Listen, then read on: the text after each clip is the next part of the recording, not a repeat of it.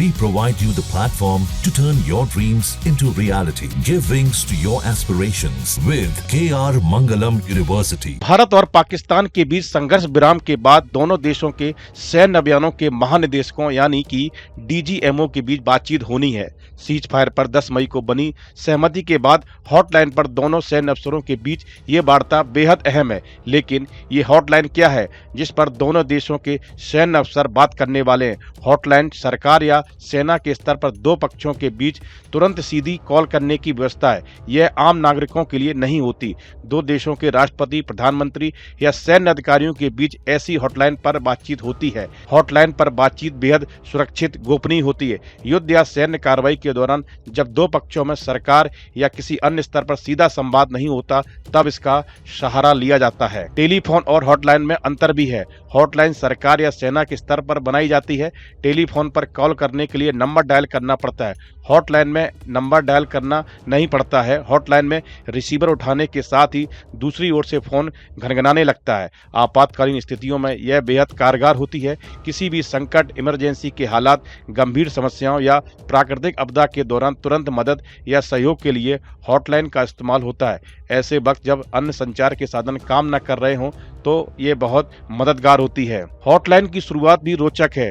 द्वितीय विश्व युद्ध में ब्रिटेन और अमेरिका के मध्य हॉटलाइन शुरू हुई। फिर शीत युद्ध के दौर में सोवियत संघ, अमेरिका में हॉटलाइन स्थापित की गई। क्यूबा संकट के दौरान सोवियत संघ और अमेरिका परमाणु युद्ध की कगार पर थे, तब ऐसे संचार साधनों के कारण तनाव घटा और 1963 में हॉटलाइन स्थापित की गई। भारत और पाकिस्तान में तय आर्मी प्रोटोकॉल के बीच हर हफ्ते मंगलवार को डीजीएमओ ऑफिस के बीच हॉटलाइन पर बातचीत होती है। नियंत्रण रेखा और अंतर्राष्ट्रीय सीमा के हालात और सैन्य स्थितियों पर चर्चा की जाती है। संघर्ष विराम उल्लंघन को लेकर शिकायत हॉटलाइन से दर्ज कराई जाती है। डीजीएमओ के बीच 2 बार बातचीत हुई है। भारत ने पाकिस्तान की ओर से गोलाबारी और संघर्ष विराम उल्लंघन का मुद्दा उठाया था। भारत और पाकिस्तान के मध्य वर्ष 2003 में संघर्ष विराम का एक करार हुआ था, मगर पाकिस्तान लगातार इसका उल्लंघन करता आता रहा है। वो सीमावर्ती क्षेत्रों में गोलीबारी के बीच आतंकियों की घुसपैठ कराता है। हालांकि 2022-23 में संघर्ष विराम उल्लंघन की घटनाएं काफी कम थीं, लेकिन 2018 से 2020 के बीच सीज फायर वायलेशन की घटनाएं 2 से 5,000 के बीच थीं।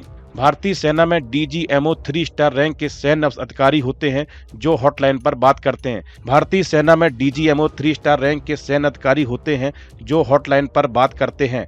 भारत की ओर से पाकिस्तान के 11 एयरबेस पर ताबड़तोड़ स्ट्राइक के बाद पाकिस्तान के डीजीएमओ ने हॉटलाइन पर कॉल किया था। इसके बाद दोनों देशों में संघर्ष विराम पर सहमति बनी। हालांकि बाद में पाकिस्तानी सेना ने इसका उल्लंघन भी किया। उसी दिन यह तय हुआ कि दोनों के बीच फिर से हॉटलाइन पर बात होगी। डीजीएमओ की बातचीत से पहले भारत की तीनों सेनाओं ने संयुक्त रूप से प्रेस को संबोधित किया। ये press conference air marshal A K. Bharti, lieutenant general Rajiv Ghai, vice admiral A N. Pramod और मेजर जनरल एस.एस. शारदा ने की। इस दौरान सेना ने पाकिस्तान को स्पष्ट संदेश देते हुए कहा कि हम जब चाहें जहां चाहें हमला कर सकते हैं। Air marshal A K. भारती ने कहा कि पाकिस्तान और पीओके में हमने टेरर कैंप को तबाह किया। हमने इसका प्रमाण भी दिया। हम आतंकवाद के खिलाफ लड़ रहे हैं और उन्हें सपोर्ट करने वालों से भी लड़ रहे हैं, ना कि पाकिस्तान की सेना से। 7 मई को केवल आतंकवादी ठिकानों पर हमला किया गया था, लेकिन अफसोस ये है कि पाकिस्तान की सेना ने आतंकवाद का साथ देना उचित समझा और इस लड़ाई को अपना बना लिया। इस लड़ाई में उनका जो भी नुकसान हुआ, इसके लिए वो खुद जिम्मेदार हैं। हमारी डिफेंस सिस्टम देश के लिए दीवार की तरह खड़ी थी। इस वीडियो में फिलहाल इतना ही। आप बने रहिए न्यूज नेशन के डिजिटल प्लेटफॉर्म के साथ। न्यूज नेशन अब व्हाट्सएप पर खबरों के ताजा अपडेट के लिए न्यूज नेशन के इस क्यूआर कोड को स्कैन करें।